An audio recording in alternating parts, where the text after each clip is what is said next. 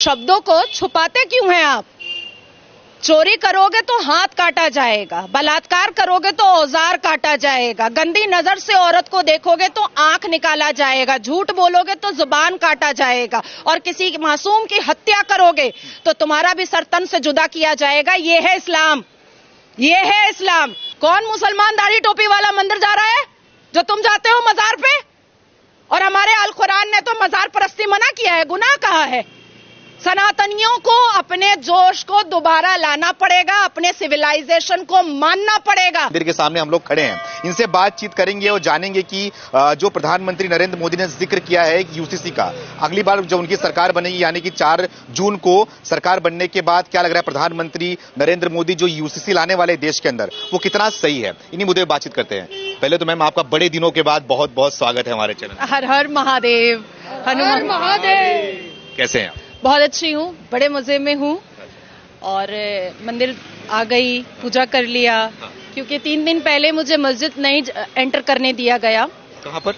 पश्चिम बंगाल में। अच्छा। ममता बनर्जी को मतलब नमाज में बुला करके बड़ा उनका इज्जत किया गया, बड़ा उनको पॉलिटिकल भाषण देने का अनुमति दिया गया, बड़ा एकदम पॉलिटिकल भाषण दिए, हेटरेट स्पीच दी हैं। मैंने नाखुदा मस्जिद में एप्लीकेशन दिया था कि मैं भी वुमेन एम्पावरमेंट और शिक्षा पर अपनी बात रखना चाहती हूँ, और मस्जिद अल्लाह का घर है। और जब अल्लाह तबारक ताला ने अल कुरान में और प्रॉफिट मोहम्मद सल्लल्लाहु अलैहि वसल्लम ने कभी भी कोई डिस्क्रिमिनेशन नहीं किया मर्द और औरत में, तो मस्जिद में औरत भी जा ही सकती है। जब हम मक्का मुअज्जमा और मदीना मुनव्वरा में जब हम हज, उम्रा, तवाफ, नमाज साथ में पढ़ते हैं, तो फिर मस्जिद के अंदर औरत क्यों नहीं जा सकती है? लेकिन इमाम साहब मुझे दरवाजा बंद कर दिए अल्लाह के घर का। मैं औरत हूं इसलिए। तो मेरा डिमांड है कि तब फिर मुसलमानों को औरत का कब्रिस्तान भी अलग कर देना चाहिए। जब हम इतने ही अछूत हैं, हम इतने ही घिनौने हैं, हम इतने ही खराब हैं, औरत जात अगर इस्लाम में इतनी ही बुरी है, इतनी ही नीच है, तो फिर कब्रिस्तान भी हमारा अलग होना चाहिए। और मोहम्मद बिन सलमान साहब को मक्का और मदीना में भी औरत का एंट्री अलग कर देना चाहिए। तो आप मुस्लिम समाज आ गई मैं वही पूछा था, मुस्लिम समाज से हैं आप, मंदिर में आए तो यहाँ पे दिक्कत हुई आपको? यहाँ तो जिस हिसाब से मुझे पूजा आराधना कराई गई है, और गौरव भैया ने मुझे जिस हिसाब से, उनकी माता जी ने, गौरव भैया ने, पंडित जी ने मुझे सम्मान दिया है, मतलब मुझे लग रहा है कि मैं क्यों ही गई थी मस्जिद। ये अब बात उस पर तो ठीक है, अब नहीं जाऊंगा, आपका वो विचार है। अब मैं मुद्दे पे आता हूं। प्रधानमंत्री नरेंद्र मोदी ने बोला कि उनकी सरकार आएगी तो यूनिफॉर्म सिविल कोड देश में लागू हो जाएगा। आप एक मुस्लिम समाज से आती हैं, तो कैसे सोचती हैं, क्या देश के लिए जरूरी है क्या यूसीसी? हाँ बिल्कुल, देश के लिए बहुत जरूरी है यूनिफॉर्म सिविल कोड। देखिए, ये देश संविधान से चला है, और कांग्रेस की सरकार ने और कई ऐसे विपक्षी दल हैं जिन्होंने कोशिश किया था संविधान को खतरे में डालने का, संविधान को ना मानने का कसम खाया था। और मुझे लगता है कि जो कोई भी छाती पीटता है कि वो संविधान मानता है, तो उसी संविधान का आर्टिकल 44 है। तो इसीलिए अब विधवा मिलाप करने से कुछ होगा नहीं विपक्षी दलों को। आर्टिकल 44 अगर संविधान में है तो वो आर्टिकल 44 सबको मानना पड़ेगा, चाहे जो हो जाए। और मुझे लगता है कि मुसलमान बेटियां इसमें रोड पर उतर करके मोदी जी के समर्थन में आएंगी, क्योंकि मुसलमान बेटियों का सबसे ज्यादा फायदा यूसीसी के माध्यम से होने वाला है। कैसे होने वाला है? देखिए, हम 4 शादियों में जो हमारा एक अत्याचार होता था हमारे ऊपर, उसके बाद फिर अपने बाप दादा और अपने माँ, अब्बू, अम्मी जान की प्रॉपर्टी पे हमारा हक नहीं होता था। हम बच्चा गोद नहीं ले सकते थे, हम निकाह मुत्ता का शिकार बनते थे, हम निकाह मसियार का शिकार बनते थे, हम हलाला का शिकार बनते थे, हम तलाक का शिकार बनते थे। तो ऐसी सारी चीजों से जो निजात हम लोगों को मिलने वाली है, तो मुसलमान बेटियों के लिए बहुत फायदा होने वाला है। अब देखिए, मुझे विधवा हुए 13 साल हो गया, और मैं हमेशा इस सोच में रहती हूं कि यूसीसी आ जाए तो मैं एक बच्चा गोद ले लूं। तो यूसीसी आ जाएगा तो मैं भी एक बच्चा गोद लूंगी, एक बेटा है मेरा, एक और बच्चा गोद में लेना चाहती हूँ। पर इस्लाम इजाजत देता है कि 4 बीवी बिस्तर पर रख लो, लेकिन एक बच्चा नहीं गोद ले सकते हो। तो मुझे लगता है कि यूसीसी से मुसलमान बेटियों का बहुत भला होगा। मुसलमान बेटियों का तो भला होगा, लेकिन मैं अभी दोपहर के समय में गया था, कुछ मुसलमान भाइयों से बातचीत कर रहा था।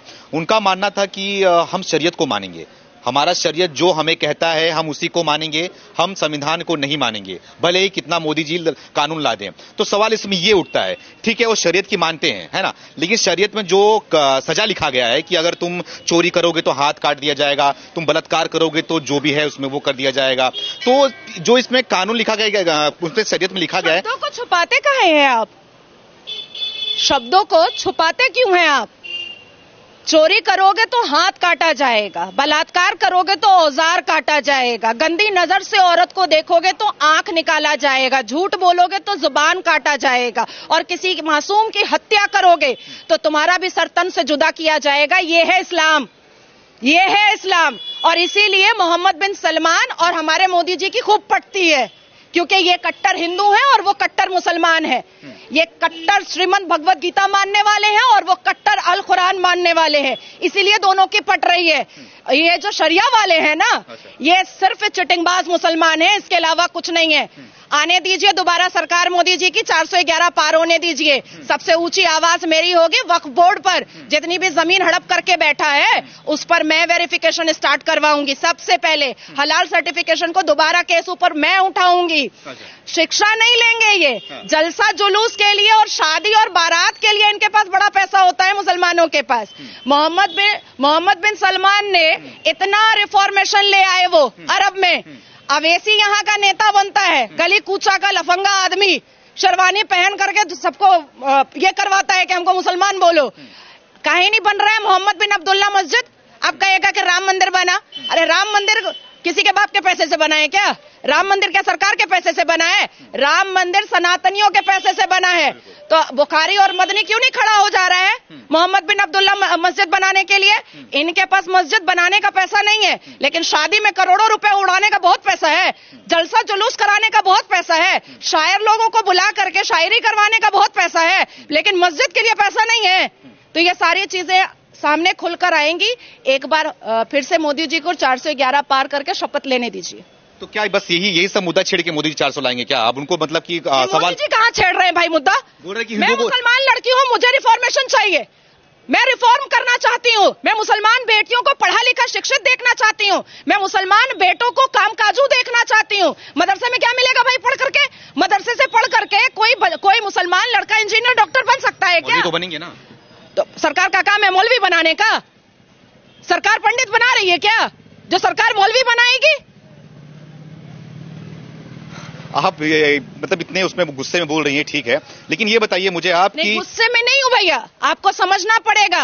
1450 साल से ना हम एक सुई नहीं बना पाए हैं, एक सुई नहीं बना पाया है मुसलमान।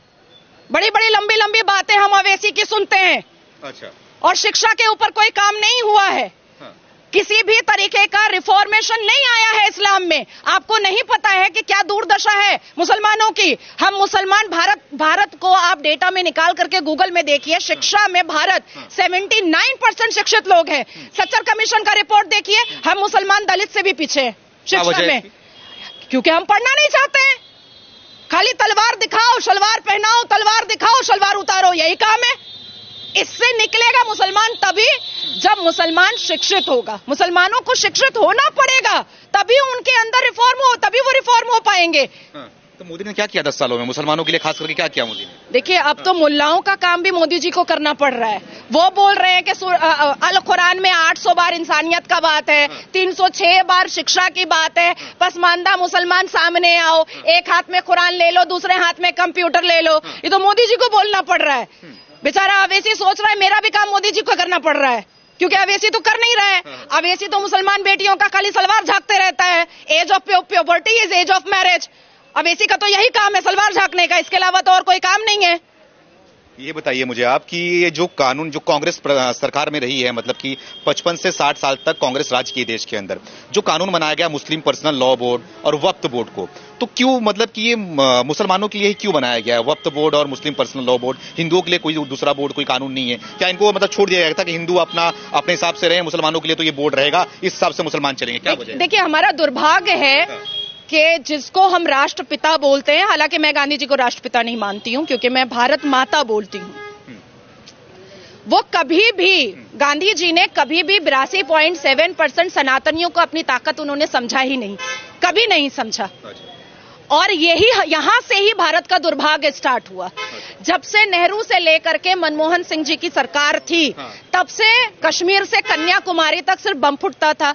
यासीन मलिक और लश्कर तैयबा और फलाना और धमाका ही होता था। मुसलमानों का कभी हलाल सर्टिफिकेशन बन रहा है, तो कभी दारुल उलूम बन रहा है, कभी देवबंद बन रहा है, तो कभी इत्तेहादुल मुस्लिमीन बन रहा है। भाई ये भारत है। भारत का सिविलाइजेशन क्या है, हमारी सभ्यता क्या है, हमारी संस्कृति क्या है, हमारे संस्कार क्या है, हमारा श्रीमद् भगवत गीता क्या बोलता है, ये तो किसी ने पढ़ना ही छोड़ दिया। संविधान भी पढ़ना छोड़ दिया। बेचारा मुसलमान, अरे वो बेचारा कैसे है, कोई मुझे बताए तो, क्या बेचारा कैसे है। आर्मी के बाद सबसे ज्यादा प्रॉपर्टी किसके पास है? वक्फ बोर्ड के पास है। सबसे ज्यादा संपत्ति कौन हड़प करके बैठा हुआ है? वक्फ बोर्ड लेकर के बैठा हुआ है। देवबंद जमात का मतलब समझते हैं क्या है? आप जिस देव की पूजा करते हैं उसको बंद करना। अच्छा, देवबंद यही मतलब ही निकलता है। आप जिस देव की पूजा करते हैं उसको बंद करना। इस्लाम की 4 स्ट्रैटेजी है, जो बात नेहरू जी भी जानते थे, गांधी जी भी जानते थे, इंदिरा गांधी जी भी जानती थी।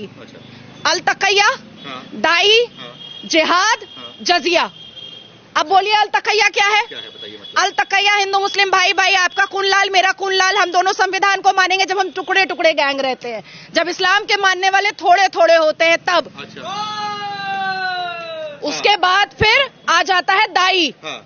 अब आपने मेरे ऊपर बिलीव कर लिया अल तकैया में कि ये तो मेरे संविधान को भी मान रही है, मेरी मिट्टी को भी मान रही है, हम दोनों का खून लाल भी बोल रही है। उसके बाद आता है इस्लाम की दावत। आपका धर्म खराब, मेरा इस्लाम अच्छा। आपका धर्म में इतने सारे भगवान, मेरे इस्लाम में एक ही अल्लाह। आपके धर्म में महिलाओं की इज्जत नहीं है, मेरे इस्लाम में महिलाओं की इज्जत है। आप अगर 5 सेकंड के लिए भी कन्विंस हो गए, वहीं पे मेरी जीत है। और अगर आप कन्विंस नहीं हुए, तब आता है जिहाद। निकालो तलवार और बोलो सुमित को कि गला सरतन से जुदा, सरतन से जुदा, वही होगा। उसके बाद आता है जजिया कि सनातनियों के घर से अगर एक गला कट गया, फिर भी घर वाले नहीं माने और इस्लाम कबूल नहीं किए, तब आएगा जजिया कि तुम हमको संपत्ति दो, प्रॉपर्टी दो, बहू दो, बेटी दो, सब कुछ दे दो, तभी हम तुमको माफ करेंगे, नहीं तो नहीं माफ करेंगे। ये मतलब होता है। हाँ, ये 4 स्ट्रैटेजी है इस्लाम वालों की, और ये 4 पर चल रहे हैं, चलते आ रहे हैं। और अब भी अगर सनातनियों को नहीं समझ में आ रहा है तो और कैसे समझाया जाएगा भाई? मुझे तो मतलब दुर्भाग्य लगता है कि मजारों पे सनातनी जाकर के मुंह का बदबू लेते हैं, पानी फुकवाते हैं। काहे को जाते हो भैया मजार पे?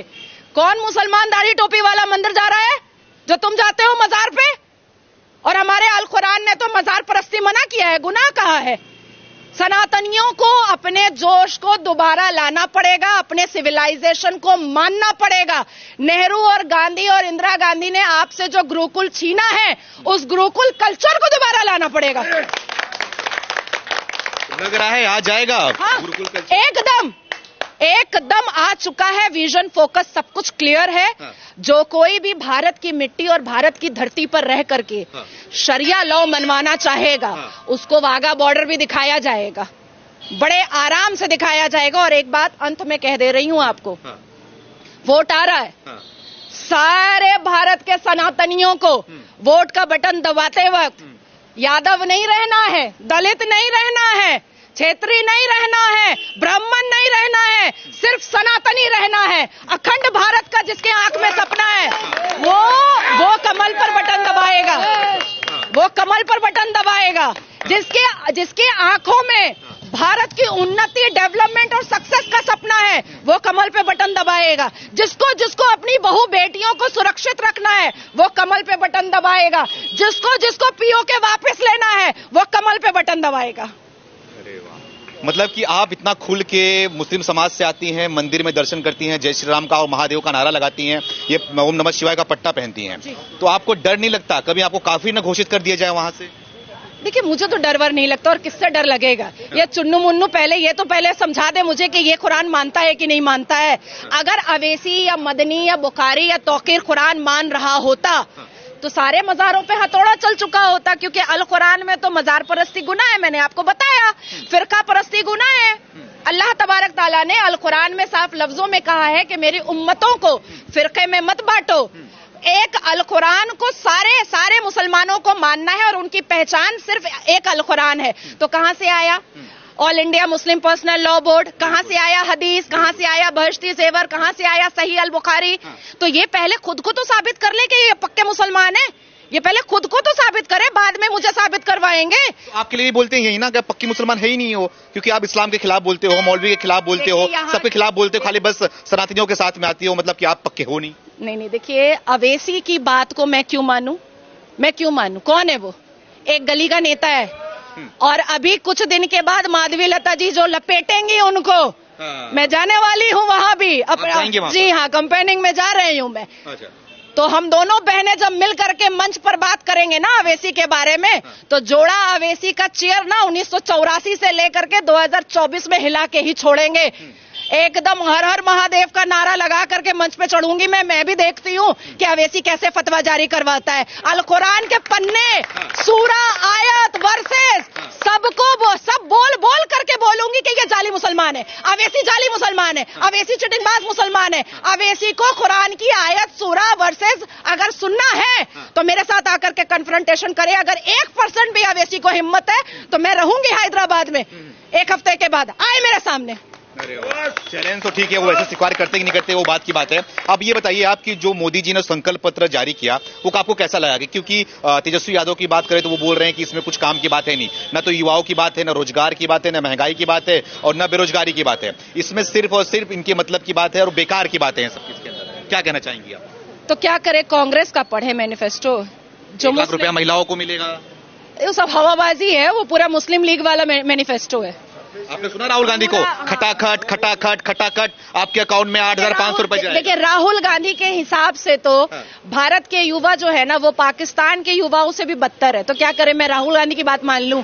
राहुल गांधी ने अपनी एक बहुत पुरानी स्पीच में सर पे टोपी पहन करके टोपी पहनाया और सबको कहा कि जात पात हम नहीं मानते, हम सिर्फ इंसान मानते हैं। और उसके बाद क्या बोलने लगा? जात पात को बंटवारा करने लगा। देखिए, एक देश की पार्टी को गांधी परिवार का आखिरी चश्मो चिराग राहुल बाबा मोहल्ले और नुक्कड़ की पार्टी बना करके छोड़ दिया है।